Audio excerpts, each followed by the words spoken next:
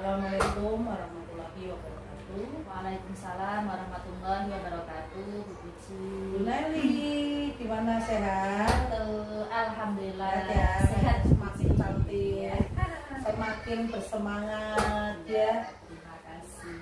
Menyimak dari hasil rupol dari rangkaian kegiatan di modul 3 ya. Bulan ini nampaknya Bu Neli antusias, walaupun ya namanya manusia ada titik jenuh pasti ya, pasti. Ya. Tapi saya lihat selalu berusaha antusias sesuai dengan alokasi waktu. Saya apresiasi sekali apa yang sudah Bu Neli lakukan sampai dengan saat ini ya. Bu Neli, hari ini kita akan diskusi bersama-sama terkait yang pertama adalah praktek observasi terhadap rekan sejawat. Kemudian nanti kita akan berdiskusi tentang rancangan program sekolah ya. Dan satu lagi dengan komunitas praktisi yang sudah dirintis Bu Neli atau yang sudah dirintis. Jadi poinnya 3 itu. Ya. Nah, untuk yang pertama adalah terkait dengan proses pendampingan Bu Neli terhadap rekan sejawat ya. Nah, untuk pengalaman Bu Neli mendampingi teman sejawat boleh diceritakan. Terima kasih Bu Puji. Saya melakukan kegiatan observasi pendampingan dengan rekan sejawat, yaitu dengan Bu Jazilah SPD AUD kelompok B. Itu sebelumnya saya berdiskusi dengan beliau tentang tujuan saya mengobservasi Bu Jazilah, tujuan terus mendiskusikan beberapa rencana yang akan Bu Jazilah lakukan pada kegiatan pembelajaran yang nanti saya akan observasi dengan beliau, dan kami bersama-sama merancang kegiatan Bu Puji, membuat RDP bersama-sama, terus merancang kegiatan pembelajaran itu bersama-sama. Terus saya juga sebelumnya memberikan beberapa materi tentang area perkembangan yang akan Bu Jazilah lakukan itu rencananya apa saja. Sebelumnya saya juga memberikan materi tentang disiplin positif, tentang pembelajaran diferensiasi itu seperti apa Bu Jazilah sudah saya sampaikan. Terus pada pembelajaran sosial emosional, dan alhamdulillah tadi pagi saya mengobservasi Bu Jazilah, melihat kegiatan yang sudah Bu Jazilah lakukan dengan anak-anak ya. Tadi alhamdulillah berjalan dengan lancar sampai pada diskusi pasca observasi. Alhamdulillah berjalan dengan lancar ya. Dan tadi saya simak diskusi pasca observasinya yang menarik sekali ya. Banyak hal-hal yang bisa dipelajari bersama ya. Kemudian berarti di sini Bu Neli sudah memiliki rencana pembelajaran ya, rencana pembelajaran yang disusun bersama Bu Jazilah ya. Kemudian hasil catatan percakapan yang pra observasinya itu sudah dilaksanakan juga kan ya? Sudah. Ya. Untuk hasil catatan percakapan pra observasi boleh diceritakan hasilnya bagaimana Bu Neli? Oke, untuk kegiatan pra observasi saya lakukan dengan Bu Jazilah sebelum kegiatan pembelajaran dimulai. Bu Puji, pagi-pagi saya sudah ngatur Bu Jazilah, minta izin untuk berdiskusi tentang kegiatan pra observasi yang nantinya akan Bu Jazilah lakukan di kelas Bu Jazilah, apa saja aspek perkembangan, terus tujuannya apa saja, terus pembelajaran yang hendak dicapai itu apa, strateginya apa. Dan Bu Jazilah sudah menyampaikan beberapa poin-poin yang sudah saya tanyakan dengan baik dan lancar.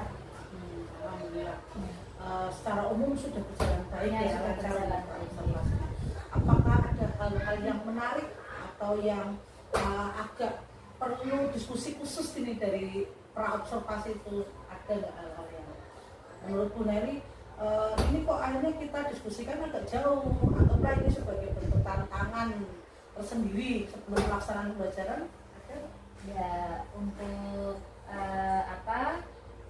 tantangan atau diskusi yang menarik pada kegiatan praobservasi ini pagi itu kita membahas tentang aspek atau strategi yang akan Bu Jazil lakukan itu apa saja dan aspek-aspek itu terdiri dari beberapa tentang pembelajaran disiplin positif, tentang pembelajaran diferensiasi. Itu kita menggali lebih dalam tentang apa sih itu pembelajaran diferensiasi itu sebetulnya seperti apa kayak gitu. Nah, kita belajar bersama di situ.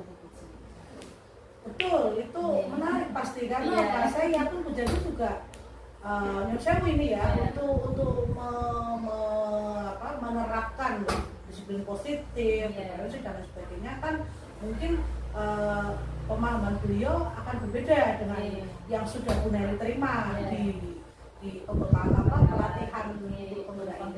Jadi disinilah nilai positif yang bisa diambil dalam diskusi tersebut. Jadi rekan saya memiliki tambahan referensi pengetahuan apa itu, dan akhirnya disepakatilah apa saja yang sudah itu. Ya, itu sekali Bu Neri. Jadi memang di sana perlu sekali adanya diskusi semacam ini. Kemudian untuk hasil observasi pembelajaran secara umum menurut Bu Neri yang dilakukan oleh rekan sejawat Bu Neri tersebut bagaimana? Kalau menurut saya dari pengamatan saya mendampingi di kelas Bu Jazil itu, Bu Jazil sudah melakukan sesuai dengan tujuan pembelajarannya, sesuai dengan strategi perkembangannya juga,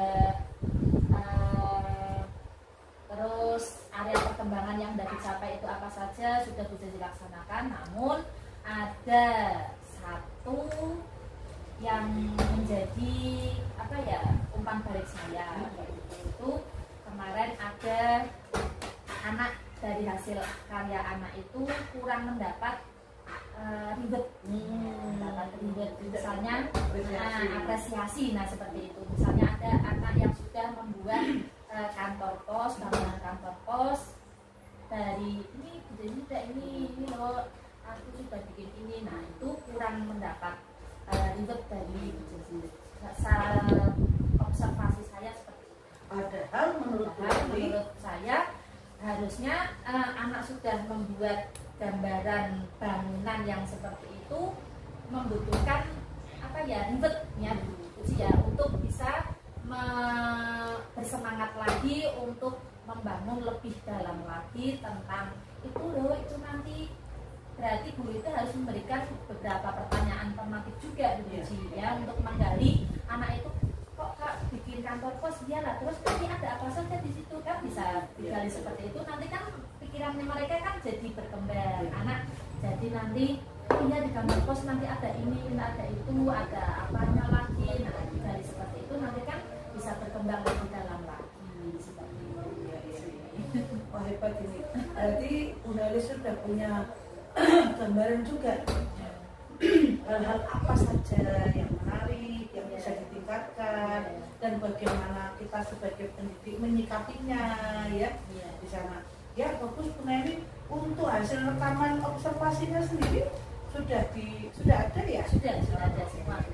Ya, nanti bisa saya simak, kita pelajari dan diskusi bersama. Nah, terkait Sinata 3.1 bagaimana perkembangannya? Ya, kemarin saya mengunggah tentang aksi nyata saya itu tentang pembelajaran ya. Waktu itu ada apresiasi kepada anak didik kita di Kosi. Dan kita biasa ada apresiasi di akhir tahun. Itu ada beberapa kelas nanti diambil anak yang berprestasi. Itu nanti memilih mana yang berprestasi di kelas A, B,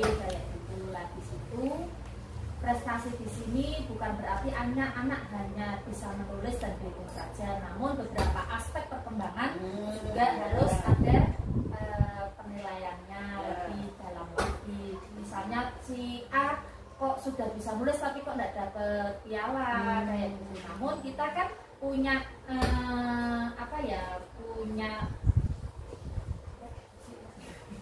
punya apa, indikator.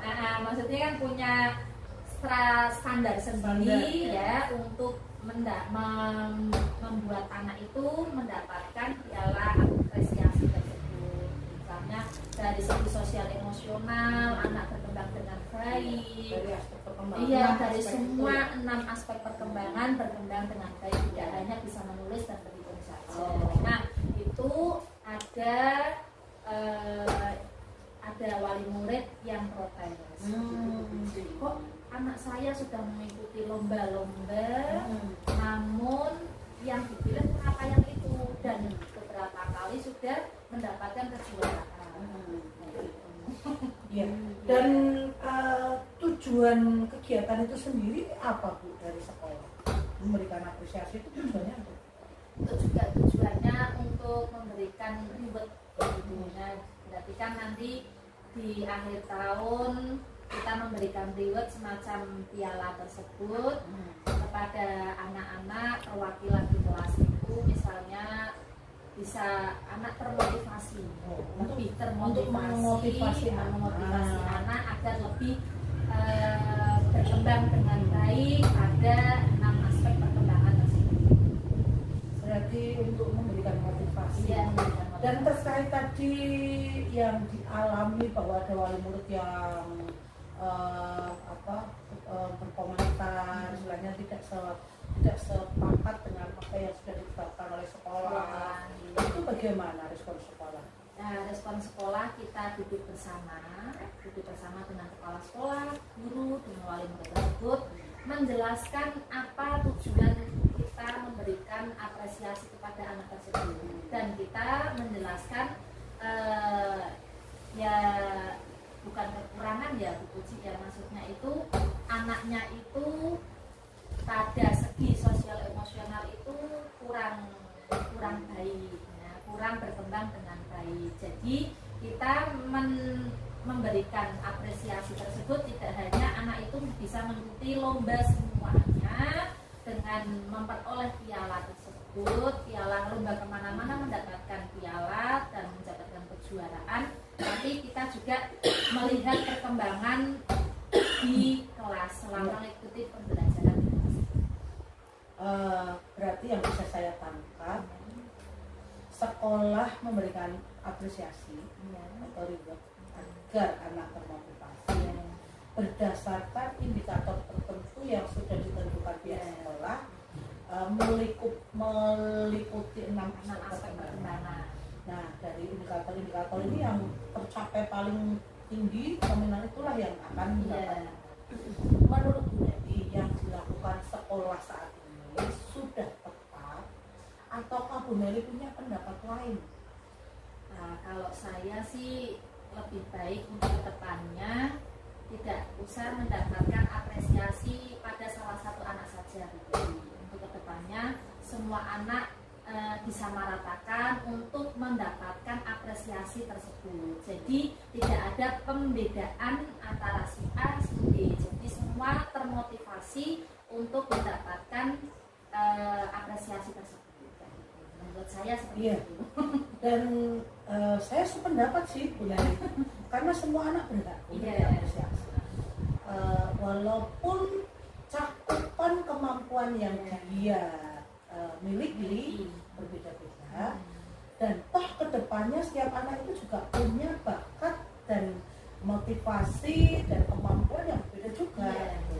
Saya pendapatnya untuk langkah kedepannya ini kan terkait tadi aksi nyata tidak satu. Berarti Bu Neti sudah ada gambaran bagaimana mengkomunikasikan ini ke pihak-pihak yang terkait ya. Dan itu apakah sudah masuk ke strategi yang Bu Neti akan laksanakan? Ya, itu sudah termasuk pada strategi rencana saya ke depannya Bu Puji. Nanti akan saya terutama di kelas saya sendiri dulu, saya akan memotivasi anak untuk ya memberikan reward kecil-kecilan seperti itu. Nanti kalau sudah bisa berkembang dengan baik, nanti Bu Neli akan memberikan reward berupa entah itu barang sekecil apapun, nanti anak-anak termotivasi dari situ. Jadi nanti Bu Neli masih menentukan apa yang lebih sesuai untuk anak, apakah itu berupa benda ataukah berupa sikap atau berupa ujian atau berupa hal-hal lain yang tepat untuk anak. Oke, selanjutnya kita akan membahas masalah rancangan program sekolah. Nah, untuk rancangan program sekolah sendiri, Bu Neli apakah sudah memiliki gambaran atau hal-hal yang akan dilaksanakan dalam program sekolah mendatang? Untuk rancangan saya masih butuh belajar banyak uji ya. Untuk rancangan selanjutnya bisa juga dari berdasar aset, berdasar tantangan, membuat rancangan program sekolah itu menurut saya bisa berdasarkan aset yang dimiliki oleh sekolah. Contoh, sekolah sini ada apa yang bisa digunakan untuk program selanjutnya, misalkan di kawasan pemukiman batik misalkan, atau di lain yang mungkin Bu Neli misalkan, atau berdasarkan dengan tantangan anak-anak ini kurang masyarakat sini kurang berminat, apa yang bisa menarik, itu bisa jadi